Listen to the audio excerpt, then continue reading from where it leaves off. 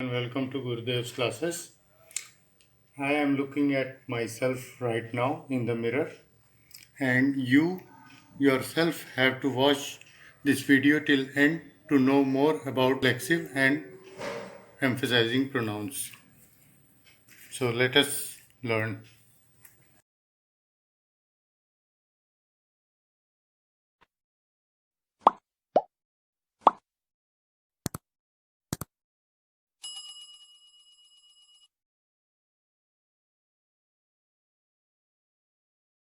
Hello and welcome to Gurudev's classes. I am your teacher Siddharth Singh. I live in Gazipur and I teach math, science, English grammar and computer to all classes under CBSE board. My motive is to train the children's mind to think instead of memorizing the facts. Thank you. Welcome to Gurudev classes. आज हम discuss करेंगे reflexive and emphatic pronounce के बारे में। पहले discuss करते हैं reflexive pronoun को। इसकी डेफिनेशन में देखते हैं। Pronounce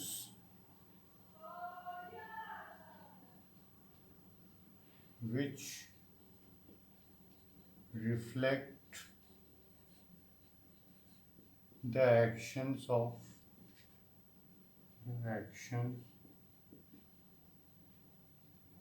the subject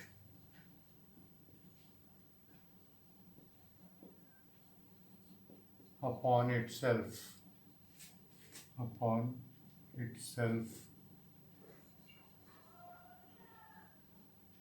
are called reflexive pronouns.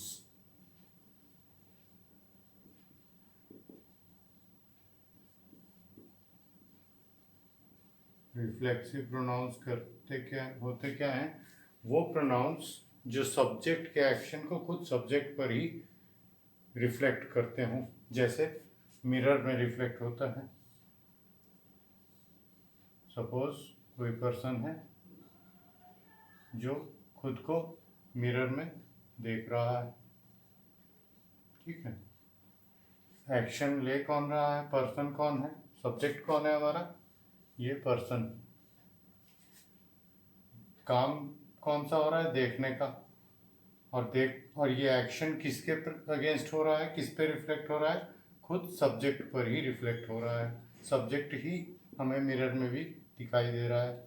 Suppose इस पर्सन का नाम हमें नहीं मालूम है, बस हमें पता है कि वो एक मेल मेंबर है, तो हम ही ले लेते हैं। तो ही एक्शन फिर ले लेते हैं सॉ,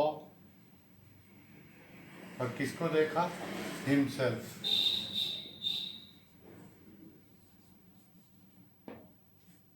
ही सॉ हिमसेल्फ। यहाँ एक्शन जो है रिफ्लेक्ट हो रहा है खुद इस पर्सन पर, तो इसलिए ये हिमसेल्फ जो है ये हमारा रिफ्लेक्सिव प्रोनाउन हो जाएगा।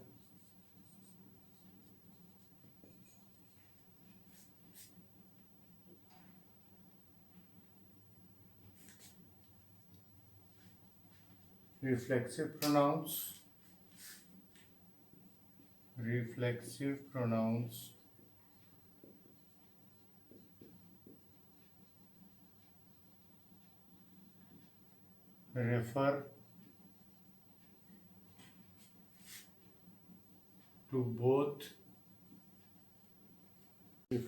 pronouns refer to both the subject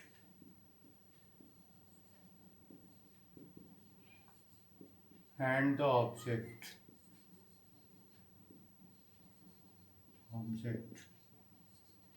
which are the same person। यहाँ सब्जेक्ट और ऑब्जेक्ट सेम पर्सन होते हैं, वहाँ पर हम उनको रिफर करने के लिए रिफ्लेक्सिव प्रोनाउंस का यूज़ करते हैं। अब आते हैं एम्फेटिक प्रोनाउंस पे। इनकी डेफिनेशन देखते हैं।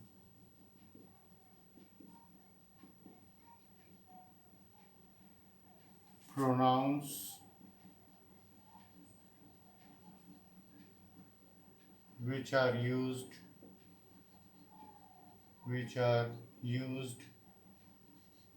to emphasize emphasize the actions of the subject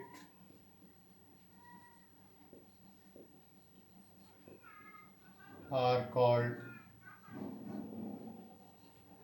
emphatic pronouns.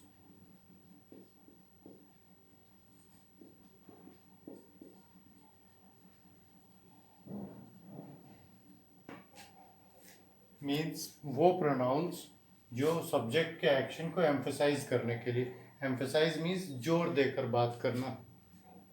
एक होता है नॉर्मल तरीके से बता देना, दूसरा होता है किसी उस काम पे जोर देना कि नहीं ये काम श्योरली हुआ है, डेडिकेशन दिखाना उस पर, वो होता है एम्फेसाइज करना। तो वो प्रोनाउंस जो सब्जेक्ट के एक्शंस को एम्फेसाइज करने के लिए, उन पर जोर देकर कहने के लिए यूज़ किए जाते हैं, उन प्रोनाउंस को हम कहते हैं emphatic pronouns.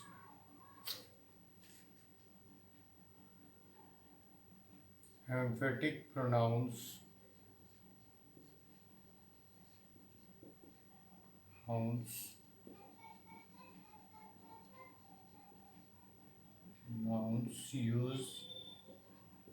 use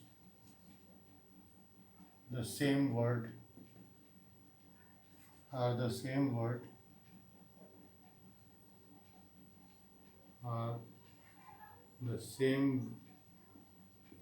words of reflexive pronoun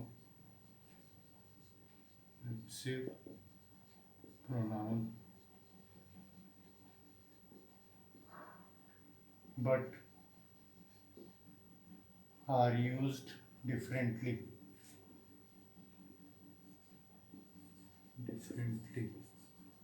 इसमें भी एम्फेटिक प्रोनाउंस में भी हम वही वर्ड यूज़ करते हैं जो हम रिफ्लेक्सिव प्रोनाउंस में यूज़ करते हैं, बट इनको अलग तरीके से यूज़ करते हैं, इसलिए ये अलग अलग होते हैं। एग्जाम्पल देख लीजिए।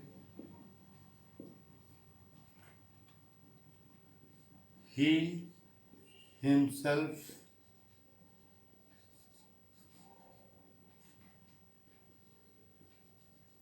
saw it.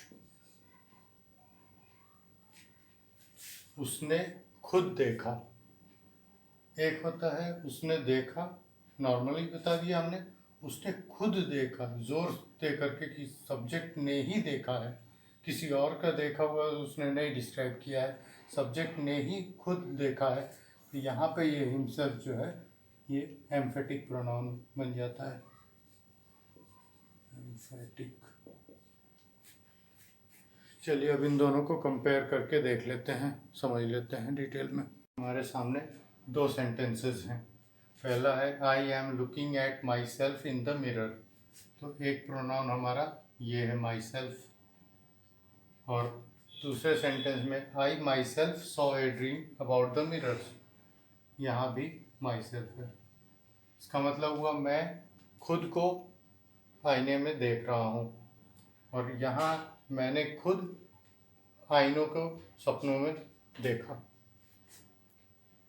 यहाँ फर्स्ट सेंटेंस में माई सेल्फ जो है रिफ्लेक्सिव है।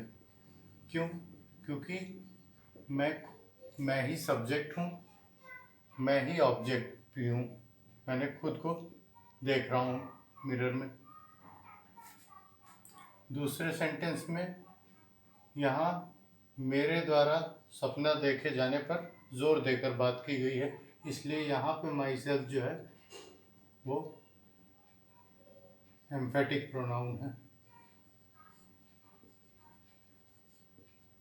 दूसरा डिफरेंस हम देख सकते हैं कि रिफ्लेक्सिव प्रोनाउंस हमेशा वर्ब के बाद यूज़ किए जाते हैं, ऑब्जेक्ट की जगह पे।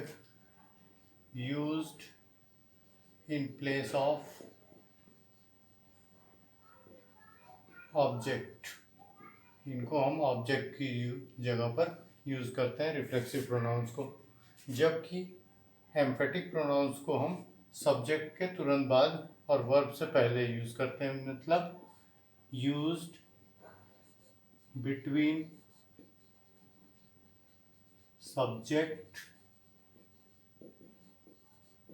And verb.